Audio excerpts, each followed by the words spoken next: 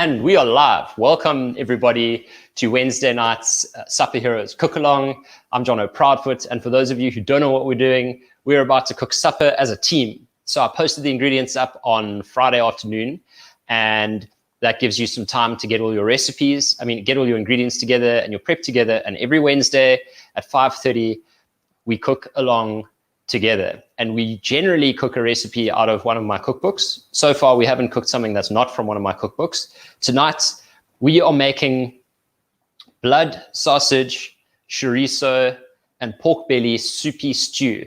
And as I said in my little intro video, this is a combination of, well, this is an evolution, I guess, of a recipe that comes from Asturia in Spain, which is called Fabada Asturiana. And that is a Spanish chorizo, butterbean, blood pudding, and pork belly stew. And over the years, I've tweaked it for various different applications. And then the low carb version is obviously without the butter beans, but you can add butter beans if you like. It's delicious. But this is the low carb version. I'm going to show you how to do that. I just want to give a massive shout out to John, Stanley, and Amanda, who've just had their first child. Congrats, it's a girl. And I'm super stoked for you. And I would have sent you a voice note to say congrats, but obviously we're doing this live right now. So congrats to you guys. And now we're going to get started. So first up, we are going to check our ingredients. And before you check your ingredients, get your oven up to 180 degrees because we're going to get cracking. Okay, so my oven's at 180 degrees. Run along and do that quickly if you like. And then we're going to go do the ingredient check. So we're going to start off, we're going to get some veggies in the oven. And today we're going to do the roasted tomatoes. I'm going to show you a really cool way to roast tomatoes. And then we're going to do roasted courgettes. Those are going to go in the oven. And then we're going to fry some onions. And then we're going to add in some chorizo and some garlic. And then we are going to, right at the end, we're going to add in pork belly and blood sausage. Okay. And I'll explain a little bit more about the blood sausage just now. And then right at the end, like super after that even, we're going to add in some thyme. I mean, this is oregano, fresh oregano and parsley. And season it with a bit of lemon juice. We've got some saffron and some bay leaves. I think, yeah, we probably won't use all that saffron, but some saffron and a bay leaf. And then some finely chopped onions, which I think I showed you first. I'm wondering if there isn't an ingredient that I haven't got. So I'm getting WhatsApps on my web app here. Okay, I'm done. Okay, so first things first, we're going to get the ingredients, the vegetables into the oven so that they can roast. So your oven should be at 180 now on convection. Okay, now we're going to toss the tomatoes. So the first thing is you can roast them together. I'm going to show you how I'm going to spread them out on the tray. So just chuck the tomatoes and the courgettes together in a nice big mixing bowl. And we're going to give them a fat whack of olive oil. And you can use this technique to roast anything in these proportions. So a big glug of olive oil, lots and lots of salt and pepper. Lots and lots of salt and pepper. And you'll see that when I roast things, I'm always roasting them, always toss them in a bowl first. I never toss them in a tray. Because the thing with the tray is you can't really, it's not like easy to mix everything. And what you want is a good coating of oil over the whole vegetable. And the reason you want that is because that the oil really is what helps caramelize everything. So if you've got the vegetable covered in oil and seasoning and then exposed to heat, that actually chars it. So you get amazing color and natural sweetness coming through. And if you do that in a tray with just a kind of like, not a shushel, but just a sprinkling or a glug of olive oil, you don't get that same feeling. So I always toss in a bowl. And I encourage you to toss in a bowl too. And so a decent whack of pepper to taste. If you don't like pepper, don't put it in. And then we're going to chuck in our thyme. So I said 4 sprigs of thyme. That's probably a little bit more than 4 sprigs. So I'm not going to use all of it. But I'll use like 4 decent sized sprigs. And just pull off these leaves. Now, you want to get the thick stalky ones away. But you'll always get like the head left behind, and that's fine because the head is actually soft. When you chop it up and cook it, it's going to like waste away. But the stalky, woody stalks, they're going to stick around, and those are going to make the texture of whatever you're eating a bit sort of, as my daughter would say, puffy. Okay. Now, grab your chef knife. I did have a chef knife in here, I promise. Here we go. Okay, and you just cut it nice and fine.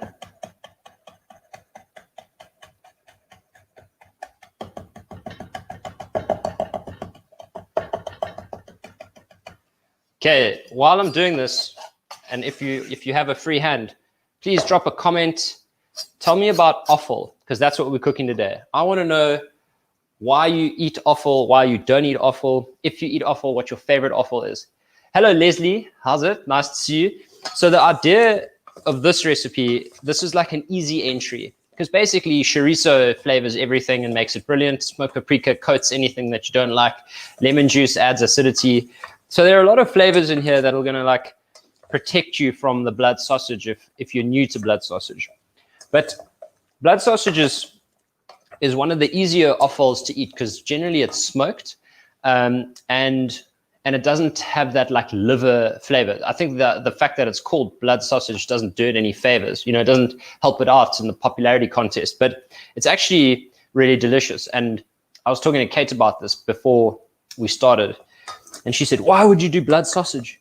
And I said, "Well, in some countries it's actually normal. They eat it like all the time." And I remember when I was in England, we had blood sausage every day for breakfast in the restaurant I used to work at. So it's not that scary in quite a lot of places, unlike tripe, for instance, which is, you know, that's probably like the next level of offal. And one of the things that happened with real meal is that people were told in the book that organ meats are very important, and offal is actually much richer in nutrients, micronutrients, than your normal like stewing cuts or muscle meat, which is like your steaks. So in Real Meal Revolution Low Carb Cooking, I put a whole section of offal in there to try and entice people to start cooking new types of offal. And blood is offal. So even though this is chorizo, this is technically an offal recipe, but it's like an easy entry into offal. So I'm just saving myself some time cleaning. I'm just going to push the tinfoil into the tray, because then at the end, when this all comes out, you just throw the foil away, and usually there'll be like a little hole, so you give the tray a wipe, but at least all that like roasted stuff doesn't stick to your tray. So I'm lining my tray with some foil, and here we go. So now I've tossed it, and I've got the thyme and the seasoning and the oil evenly distributed over all the vegetables. So that's key. You have to see that. There we go. Okay, that's what I want. And then when you spread it out, the cherry tomato, look, I'm not precious about the courgettes, whatever. They're going to sort themselves out. But the cherry tomatoes, just flip them so that they're on their skin. On their skin with their bellies up.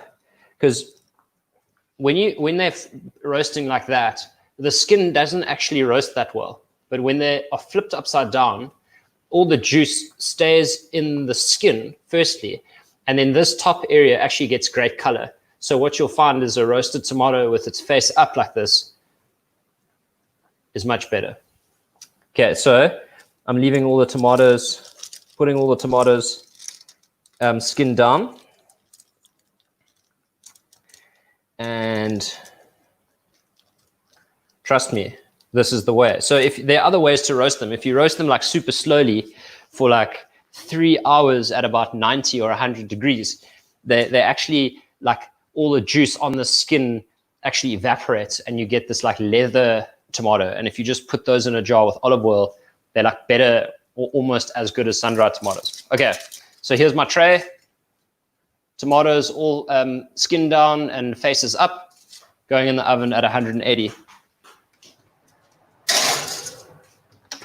I might pump my oven up to like 200 just to hurry it up, because there's no real need. I mean, you can do this at full blast in your oven, because all we want is the color, the charred like bits. That's what's going to add the flavor to the soup. So on that note, I'm actually going to...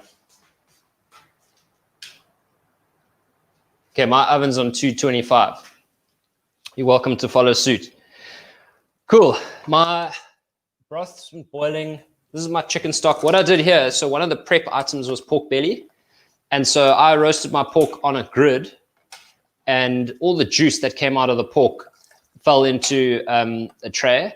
And then I had some frozen chicken stock that I put in there. And so this is a mixture of frozen chicken stock, like tray juices, and then I over reduced it a little bit. So I actually pumped it up with some water and added in like a teaspoon of veg stock. Just that's what all the little bits are that are floating around in there. There's also a few random pieces of pork.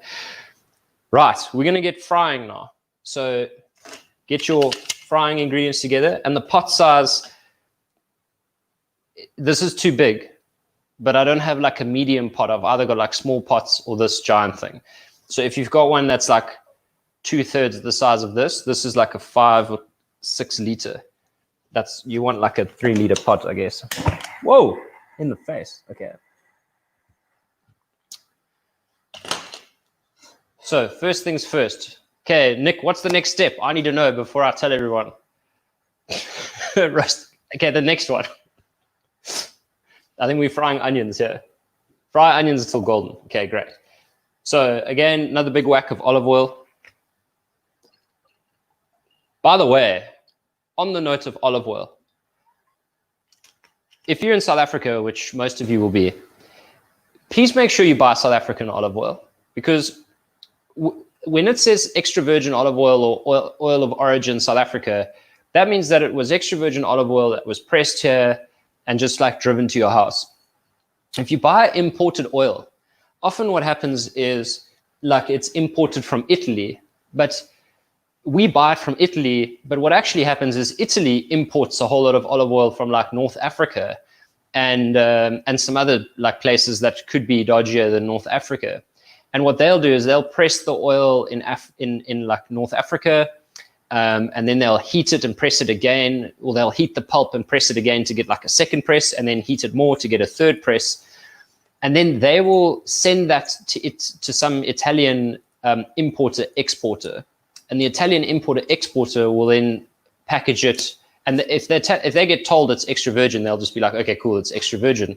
They package it over there and then send it to South Africa as though it's Italian olive oil. But actually, it's just sent from Italy, even though it was manufactured somewhere else, and it's probably not legit extra virgin olive oil. So sometimes you'll be thinking, wow, you know, we're having Italian, and you're actually just being taken for a ride. And the South African stuff's good. It's really good. It's won lots of prizes. We win lots of awards. And this stuff is, for anyone who wants to know, this is De Rustica.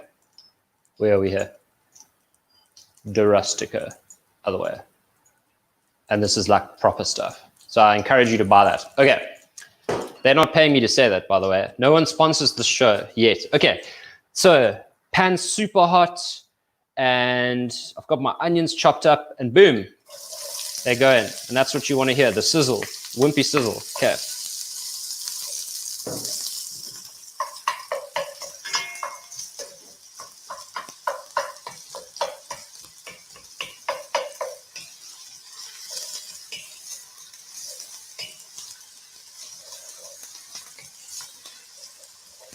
And here my sidekick's just arrived.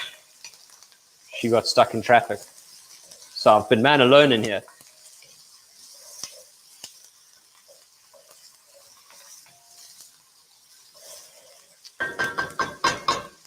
Okay, so in a few steps' time, I'll be talking about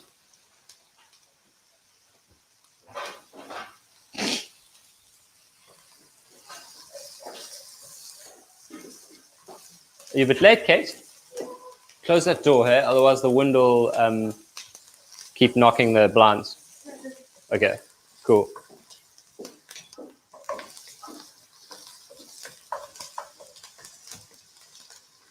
Do you remember the first time you had Fabada Asturiana? Yes. Where was it? At Kloof, and you made it for me. Oh, the Kloof Wine Estate. And I think I put Well, I'd hope it was earlier than that, but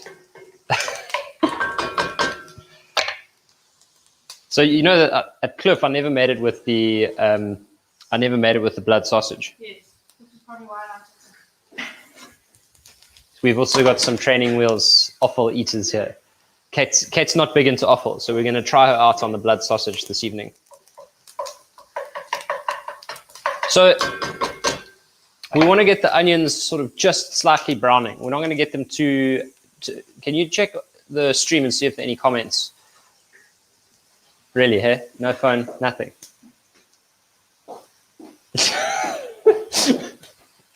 So support team's very excited because we're actually on holiday. So we're going on holiday tomorrow, and I think Kate's probably just wrapped up her work week. Hence, she hasn't brought all the right props in to like answer comments and navigate the Facebook feed. But anyway, okay, onions are approaching golden.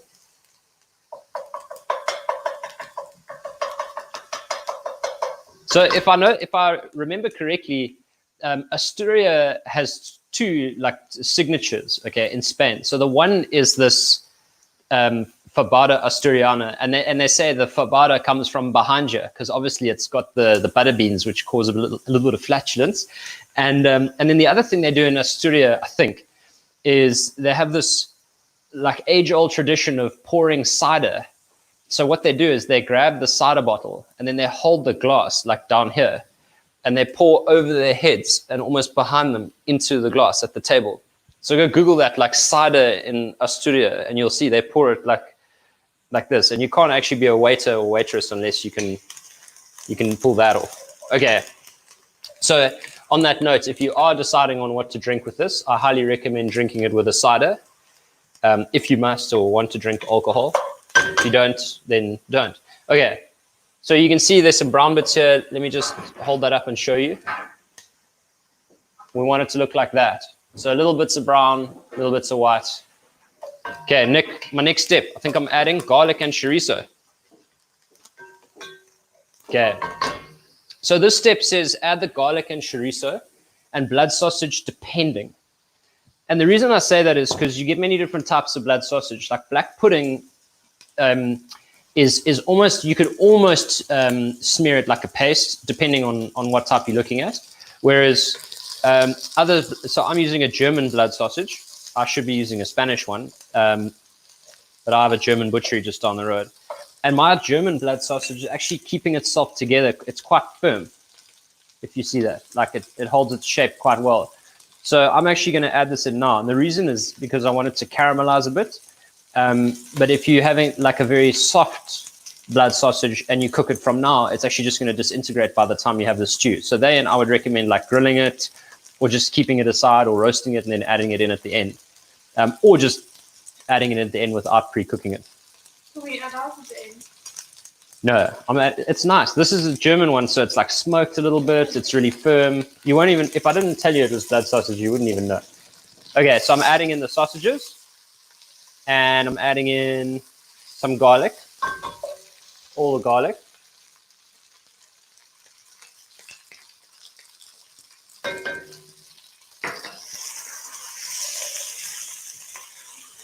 Well, I might have been wrong about my blood sausage.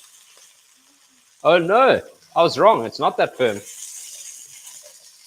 Okay, add the sausage at the end because I think my sausage is going to disappear. I'm going to have to be super gentle. Okay, well, it's cool. The next step is quite easy anyway. Okay, so I'm just going to gently leave this to cook without destroying too much blood sausage. I'm changing from stirring to lifting.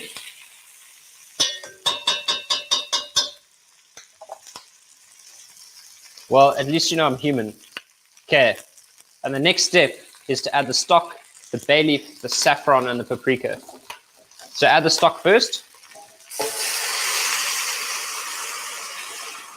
You only want a liter.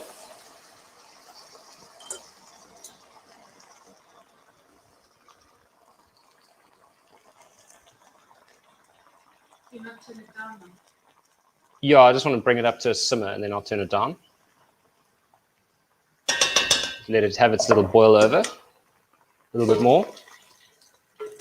There we go. And we're going to let this simmer away for like 5 minutes. There we go. Take it down. Take it down a notch. Okay, I just realized this paprika has been really near the flame. Okay. Cool. And this is your thing. So if you've had your own chicken stock and you started off with like 2 liters and you want to like reduce it down to intensify the flavor, just let it reduce. The only reason you're really simmering it now is to get, I've got to add in my other stuff. So I need to add in my bay leaf and my saffron. Probably not all of that, just a pinch.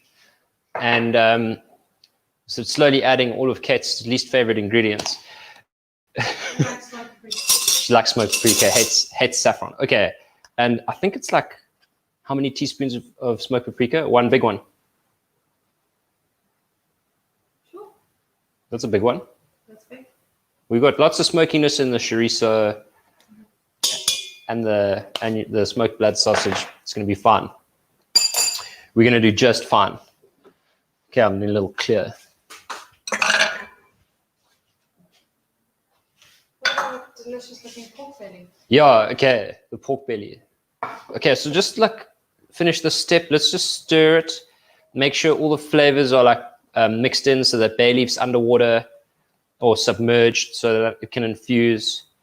And just what I'm doing now is actually just using the wooden spoon to scrape any sediment off the bottom of the pot. So it's like, because all of that stuff, like even the little bits of sausage that got stuck on the base of the pan, when I scrape them off, they're going to go into the sauce. And that's going to like boil and then disintegrate into the sauce and add a sort of like charred flavor. I feel like I'm repeating myself. I say this like every week because that's basically like how I cook. So we're going to just let that cook away. And yeah, now you can smell. Smoked paprika, the saffron, that like meaty sausage. It's good. Okay. So the only meat that we haven't added in is the pork belly. This is a piece of pork belly. In fact, you know what you can do, Kate? If you find the Market Pure White pork belly on YouTube and just drop it as a link in the comments. So Only if I can have some crackling. You can have some crackling. So this recipe is taken from low carb cooking, kind of. It's the easiest pork belly recipe you'll ever get. And all you do is, in fact, I'll put some pictures on there just now. I'm just using my phone on the other camera. But basically, you keep the pork on a grid above the tray and you put water in the tray. And all you do is you rub the skin with olive oil and salt. And then you roast it at a high heat for like 20 odd minutes. And then you leave it at like 160 until it's done. And I promise you, there's no scoring. There's no marinating. There's no like boiling of the skin. It is the easiest recipe ever, and it is the gift that keeps on giving. So I got a tiny little piece here, and you can hear that. That is the sound of pork belly greatness, and it's falling off the bone cooked. Mm-hmm. So I'm taking my bones out. Take it off the plate. So if you've got crackling and you want to use it, I would not recommend putting it in the soup because it'll cook until it's soft and mushy. So for that, you want to serve it as like either a garnish or on its own as a snackette. But don't put it in the soup, please.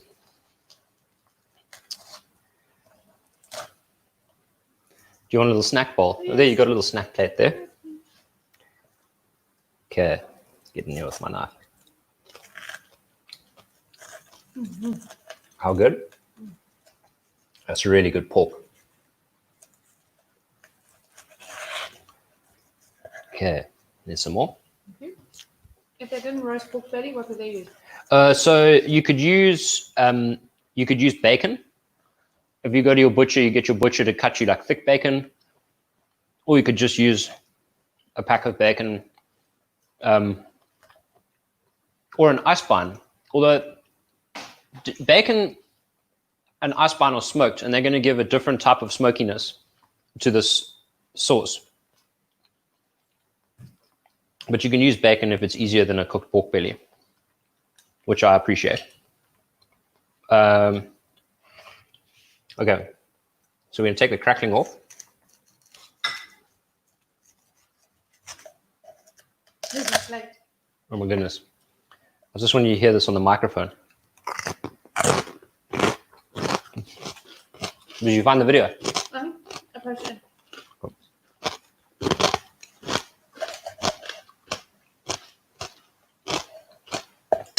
Okay, now don't eat all of this now, huh? Because I want some. No. Okay, here we go. And then cut the rest into little strips. Trying to see which angle. There's plenty of paprika in my chorizo. Will I skip adding more, or will I add sweet paprika? I just said add a bit more. You could add a bit more. It's, you know, the paprika is fine to add really close to the end. The only thing you want to do with paprika is let it cook for about 3 or 4 minutes before you taste, because it's actually dehydrated pepper.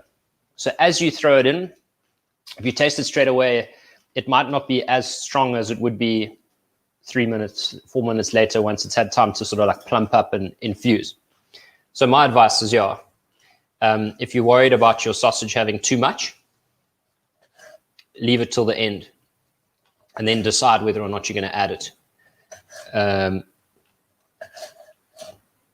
Hope that's useful. Cool. So here we go. We've got some pieces of pork belly. That's kind of what we're looking for. Pieces like about that big. And they're going to create like these nice big chunks in the soupy stew. Yeah, I still don't know if it's a stew or a soup.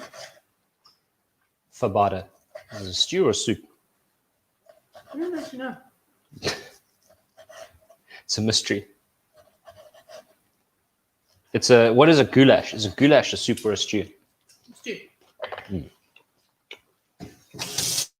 And what is a ragu? Then this is kind of like a stew, I think. Brothy. Goodness, that's good. Okay, I'm going to put that back on the plate because I want to chop my herbs. Now's a good time to chop your herbs if you have not chopped them yet. Do you want a piece of pork belly? Here we go. Thanks. Cool. If I give you enough snacks, then you don't have to eat the fabada. That's what I was thinking.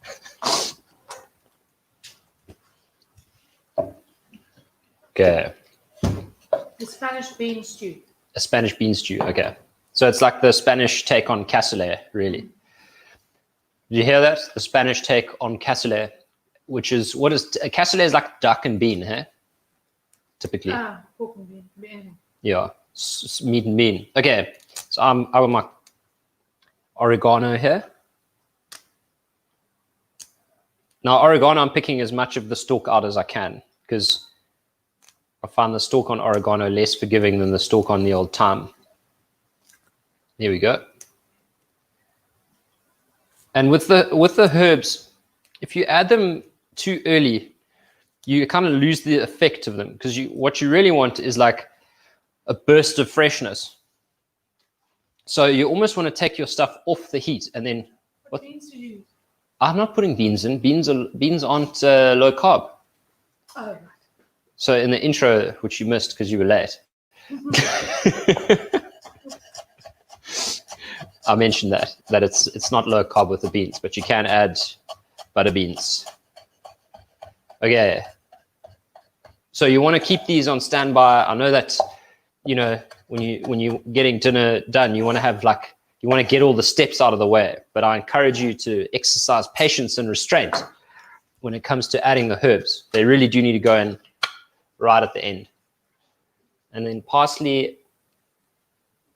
This is a lot more parsley than what I said in the steps, and that's fine. You know, I'm of the belief that you can't really have too much parsley. And our garden just keeps throwing parsley at us, so we get trying to use it all. So what I will say is that, you know, one of the things that we tried to do in low carb cooking was to we wanted everyone to try as many techniques and as many flavors as possible so that as you cook your way through the book, you actually end up having cooked many cuisines and have understood like many different flavor profiles. So originally I wanted it to be like low carb around the world or something like that. And so this is a typical Spanish combination of flavors. And so the Spanish would season their food with, seasonings, kind of how you finish off your dish. And you would typically finish off a Spanish flavor combination with lemon juice, oregano, and smoked paprika. So those are the three flavors that come up most of the time. In fact, if you wanted to have like the most simple Spanish fish, you could just actually season it with oregano, a little bit of smoked paprika, and some lemon. And that would be recognized as like Spanish flavors. So obviously smoked paprika is very, very Spanish. You do get Hungarian smoked paprika, and I don't know how much that varies. Do you know how much it varies? Because we had some Hungarian for a while. What's the difference? The Hungarian is a bit spicier and it's a bit smokier. Okay. Whereas the Spanish is sweeter. Okay. Well, there you go. Hungarian's spicier and smokier. Is that right? Yeah. Okay. So chop the parsley. Oh, that is looking rich. Okay.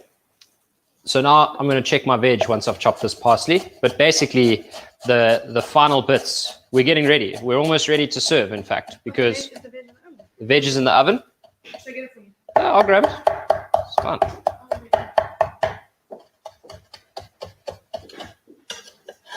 So this is my finishing move. My final finishing move is to have lemon juice. It says 40 mils, but, a squeeze of lemon should do just fine. This is an enormous, juicy lemon. So I'm just going to do squeeze this whole puppy in there. And now we will check the vegetables. That's good. What do you think, Kate? Ooh, those look Mediterranean. Mediterranean. Trying to get the right angle. So you can see there's a little bit of color on the edges of the tomato, and that's kind of what we want. So we're just going to go ahead and tip this in. That was what, it must have been 20 minutes. And you could actually let this go for another 10 minutes to get extra dark. Because the beauty of boiling it after it's been darkened is that all that bittersweet caramel from the tips of the tomato, that flavor is going to get infused into the soup, the soupy stew, into the stew. So in that goes. Ta-da!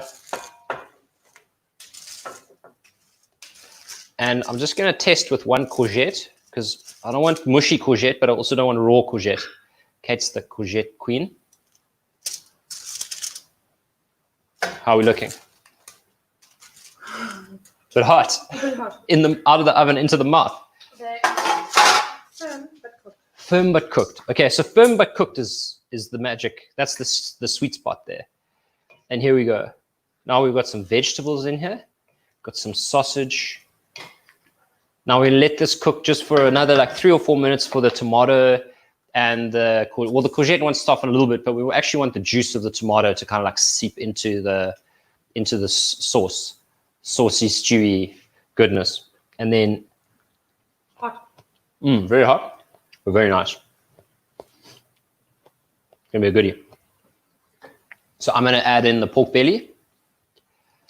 Let that soften up.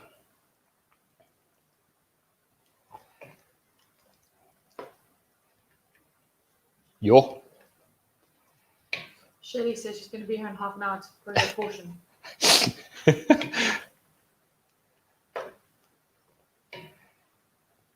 Yeah, so Shirley, who basically runs Real Meal Revolution in the background, she went to go and check out a snail farm today. Oh, for fresh snails. For fresh snails. So apparently in the south coast, there's a snail farm. And next week we'll be doing a cook-along with snails. I don't know if we'll do it as the cook-along though, because I don't think everyone else will be able to get snails. But I'll do a cooking demo of snails next week for fun. The garden snails that we get in South Africa are the ones that they eat in France. Yeah, true story. Garden snails in South Africa, they are the snails that they eat as escargot in France. Okay, look at that. Look at all the color in there. Can you see how adding in the tomatoes and everything has just made the color pop. Look at that. Which way am I going here? So now you can see there's like a little layer of fat on top. And if you want, you can scoop that off. But this is the goodness. You can see the little dark bits from the courgette, the little bits of blood sausage, the pork belly. Yes. Okay. And then there's one more step. Keep freezing up there. Okay, now we're going to do the seasoning. So we need to taste. And the taste test here, we want to see if it's salty enough, because everything else is going to be balanced by the other ingredients. Leslie Swart is very excited about snails. Damn, that's good. I'm going to put in a little bit of salt, but the sausage and the pork belly, they all have salt on them, and the vegetables. So don't go too crazy. Taste first.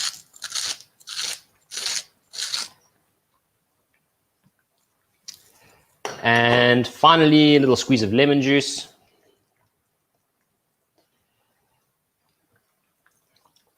There are no pips in this lemon. Magic. Okay, a little bit of lemon. And finally, all my herbs.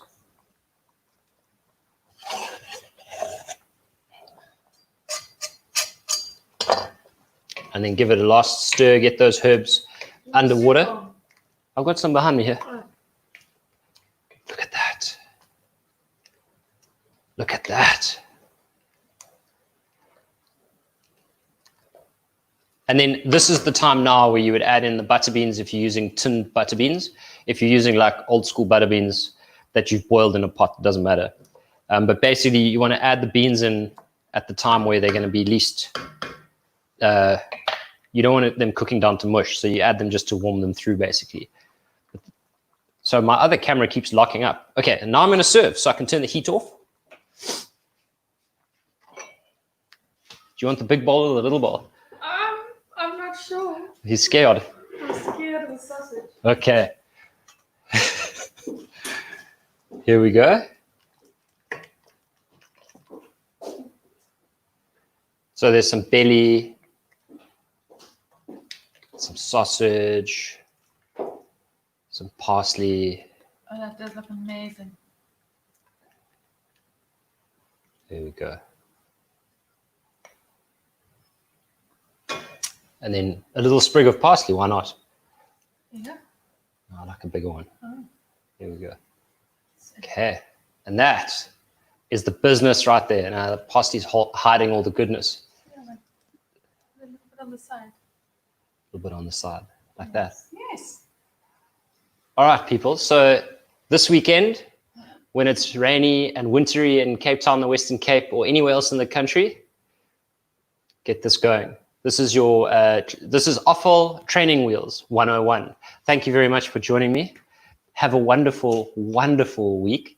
And please like this post, share it, tell other people what you're doing. And, you know, I know you can't have friends around, but at least like put the leftovers in a container and give them to someone else to try blood sausage for the very first time. They won't regret it. Thank you and have a lekker evening. Bye.